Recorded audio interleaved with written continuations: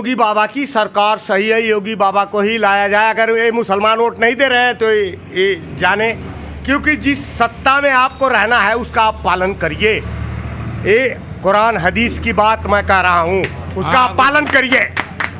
नमस्कार, मैं हूं डीपी पांडे और आप देख रहे हैं जनहित इंडिया। आज हम गोपालपुर विधानसभा में हैं। गोपालपुर विधानसभा में हम कुछ मित्रों से बात करने आए हैं कि यहाँ का चुनावी मुद्दा क्या है, यहाँ के लोग क्या चाहते हैं, बदलाव चाहते हैं या ठहराव चाहते हैं, यहाँ की समस्या क्या है, इस बार यूपी के इलेक्शन में इनका मुद्दा क्या होगा और किन मुद्दों को लेकर ये अपने वोट को पोल करेंगे।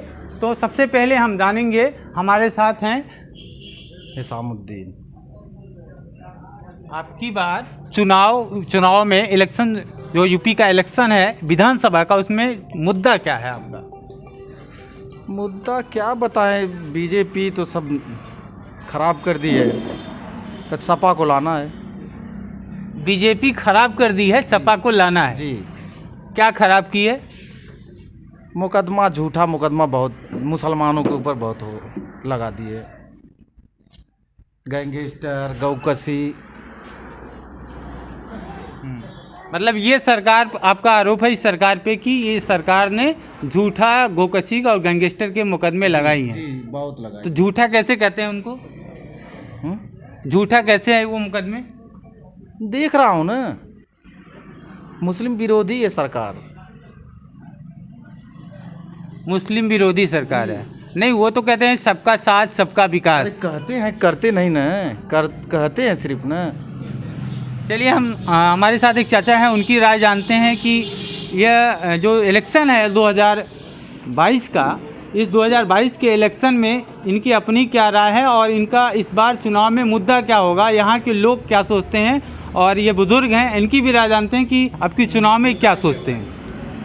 देखिए, हमारी राय यही है कि मतलब यह है कि बीजेपी सरकार जो है, इसका कोई तरक्की का कोई मुद्दा ही नहीं है।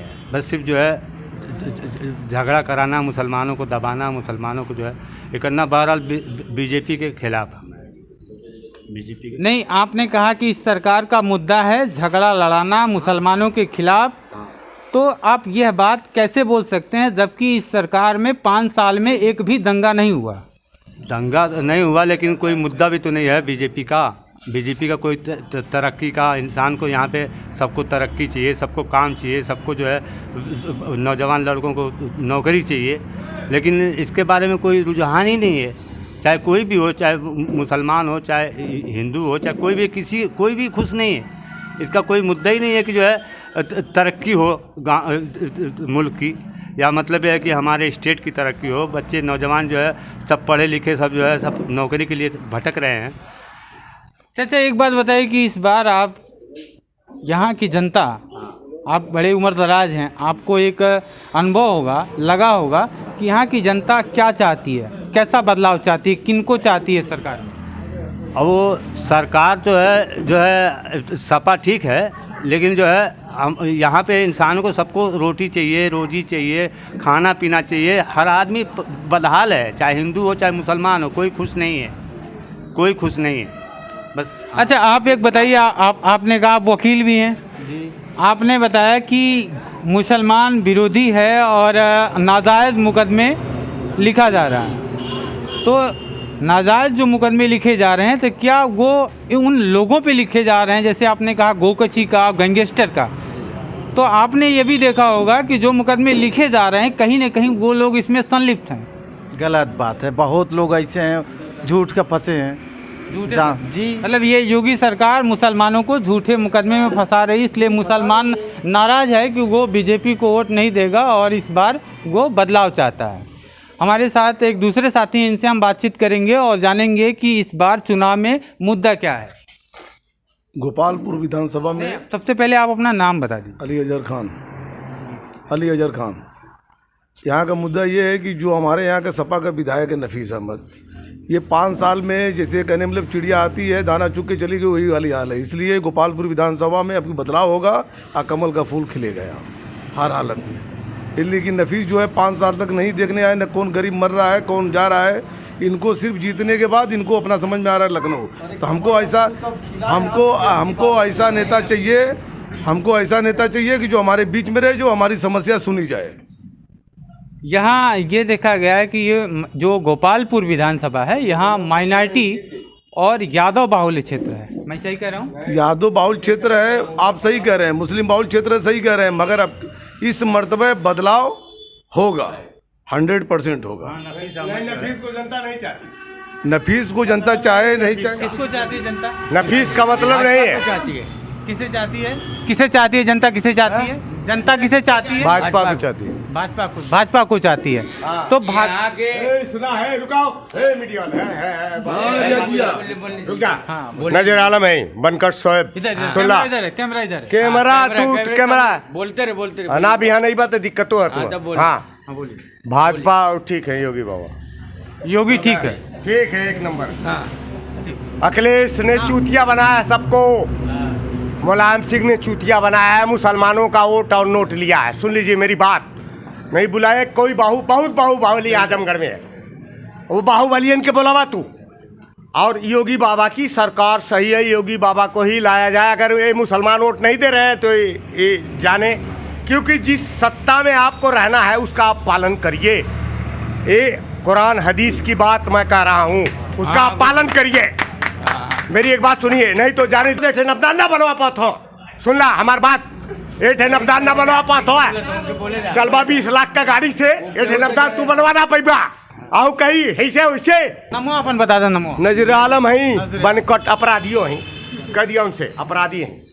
सुन ला यहाँ हम मगर कि हम भाजपा का सपोर्ट करेंगे, सत्येंद्र राय को बुलाने वाले हम। ठीक है, सत्येंद्र राय को वोट हम दिलवाएंगे, 500 वोट। नजर आलम हम बनकर से बात कर रहे हैं, न रमेश प्रमुख को, न सपा को, न किसी को। इन लोगों ने चूतिया बनाया बहुत। और कुछ कहना है तो आगे बढ़े और लोगों से बात। ऐसा की बचवा भैया, ये बताइए, इस बार चुनाव में मुद्दा क्या है? चुनाव में मुद्दा तो वही बेरोजगारी का होना चाहिए। बहुत इस इंडिया में बेरोजगारी दर बहुत ज़्यादा बढ़ गई है। क्या बढ़ गई है? बेरोजगारी बहुत ज़्यादा है इंडिया में। आर्थिक स्थिति इंडिया की बहुत ज़्यादा पीछे चली गई है। नेपाल और पाकिस्तान से पीछे भी हम चले गए हैं आर्थिक स्थिति में, भुखमरी के हिसाब से। आज दुनिया एशिया पूरे वर्ल्ड में जो गौतम अडानी है वो 10वें नंबर पे होंगे रिसर्च में, इसमें बीजेपी सरकार में।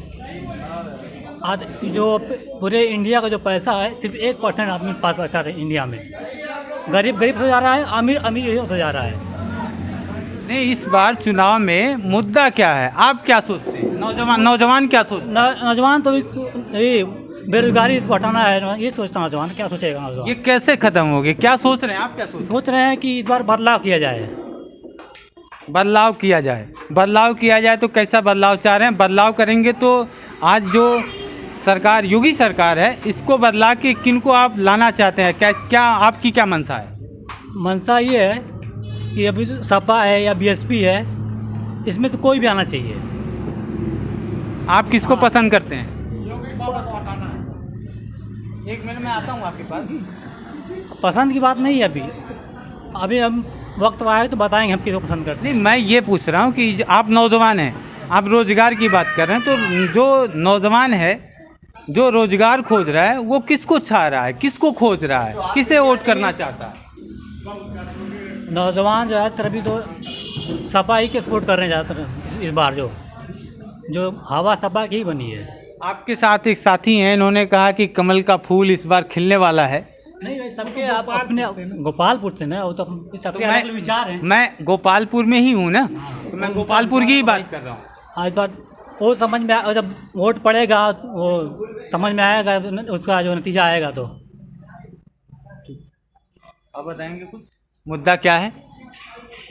मुद्दा देखिए ऐसा है, महंगाई। अपना नाम बता दीजिए, क्या है? मेरा नाम बिलाल खान है। तो इस बार उत्तर प्रदेश में जो है, अगर पार्टी में काम की बिनिस्बत अगर बात किया जाए तो काम जो है सबसे अच्छा कर रही है दिल्ली में केजरीवाल की सरकार, और दूसरे नंबर पे है इंडिया पे, मतलब केजरीवाल। मैं आपसे यूपी इलेक्शन है, यूपी इलेक्शन के सिलसिले में मैं उस पर मुद्दे पे आ रहा हूँ। और दूसरे नंबर पे MIM है।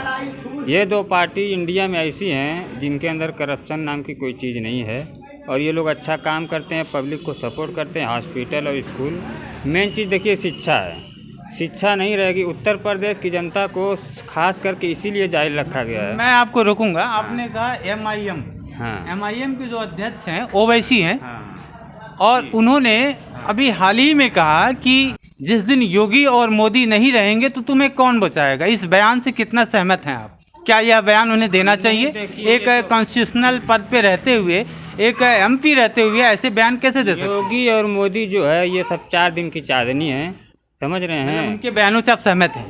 जी, ये 4 दिन की चांदनी है। क्या ये नफरत नहीं है? हमारे यहाँ पुरानिया मसल कहती है कि चिराग बुझने से पहले आखिरी बार भभकता है, तो ये बुझने वाली चीज़ है। हाँ, औरंगजेब 35 साल हुकूमत किया, हम कुछ बोले? ठीक है, मुसलमानों ने 700 साल हुकूमत की, कोई कुछ बोला? चलिए, आपने उसका जवाब नहीं दिया जो मैंने पूछा। अब ये मेरे ख्याल से भाजपा के ये समर्थन कर रहे थे और इन्होंने बड़े दावे से कहा कि इस बार गोपालपुर विधानसभा में कमल का फूल खिलेगा। तो अजहर भाई ये बताइए कि जो ओवैसी साहब का बयान था कि अगर योगी और मोदी नहीं रहेंगे तो तुम्हें कौन बचाएगा? ऐसा है कि बचाने के लिए सिर्फ ऊपर एक है, ठीक है, वो उसने पैदा किया और वही बचाएगा, हम उसी को मानते हैं। हमने नीचे जो है किसी को नहीं मानते कि वो बचाएगा, सिर्फ वो हमारा एक ही है बस, चाहे उसको भगवान कहिए चाहे अल्लाह कहिए, वही एक है और कोई नहीं बता सकता। वही पैदा किया वही बचाएगा और वही रोजी देगा, ये न कहने का मतलब सिस्टम अपना एक ही है। अभी मुझे पता चला कि आप बीजेपी के स्थानीय नेता हैं, बड़ी रुचि रखते हैं बीजेपी में, तो आप हमें ये बताइए कि क्या बीजेपी को या आपको लाल टोपी से डर लगता है? लाल टोपी से डर नहीं लगता था, लाल टोपी पहले एक बढ़िया थी, मगर जो कहने मतलब बदलाव और भेद जो करके ये जो है कहने मतलब अपने से ही हटना पड़ा है। ये बदलाव भेद जो किए हैं, अभी जो 5 साल हो गया, आप घूम लीजिए जो हमारे विधानसभा के विधायक हैं, अगर कोई आपको न्यूजिंग कहीं से निकल गई कि विधायक की जो है गुडविल अच्छी है, कोई काम किए हैं, तो मुझे बताइए, कोई गिनाइए। ठीक है वकील साहब, आप मुझे ये बताइए कि आप काफ़ी दिन से, आपको करीब 15 से 20 साल हो गया जी, वकालत करते हुए, 15 साल आप अपने 10 साल इस वकालत के अपने इस पेशे में रहते हुए आप क्रिमिनल के वकील भी हैं, तो आपको ये नहीं लग रहा कि जो कानून व्यवस्था है वो अपेक्षाकृत और सरकार, अखिलेश सरकार और मायावती सरकार से बेहतर है? नहीं, कैसे? पुलिस तानाशाह है पुलिस तानाशाह है जी, भ्रष्टाचार ज़्यादा है, महंगाई ज़्यादा है, करप्शन, हर चीज़ बढ़ के। मायावती सरकार सही चलाती थी, लॉ एंड ऑर्डर उसमें सही रहता था, इसमें नहीं है। योगी सरकार की एक अच्छाई बता दीजिए मुझको तो तटस्थ होके, तटस्थ। मुझको तो कोई नहीं दिख रही है। चलिए ठीक है, आज के लिए बस इतना ही, और आगे हम किसी और मुद्दे पे, किसी और जगह पे, किसी और मार्केट में बात करेंगे। तब तक के लिए नमस्कार। आप देख रहे थे जनहित इंडिया।